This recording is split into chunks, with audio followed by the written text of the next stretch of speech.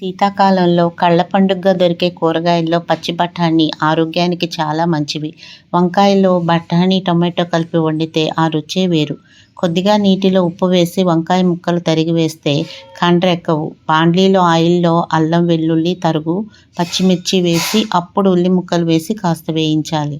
ఇప్పుడు ఇందులో వంకాయ ముక్కలు, బఠానీ గింజలు వేసి అందులో పసుపు, ఉప్పు, కారం వేసి బాగా కలయపెట్టి మూత పెట్టి కాసేపు స్టవ్ మీద ఒక 3 నిమిషాల పాటు మగ్గించాలి.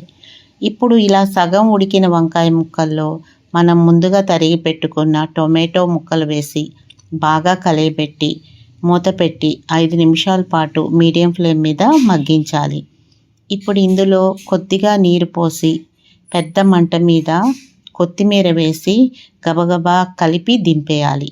ఇలా తయారైన కూరను కొత్తిమీర కలిసిన బఠానీ, టొమాటో గుజ్జుతో పదునుగా మగ్గి పంటికి తగులుతున్న వంకాయ ముక్కలతో వేడివేడిగా అన్నంలో కలుపుకొని తింటుంటే అమృతంలా ఉంటుంది.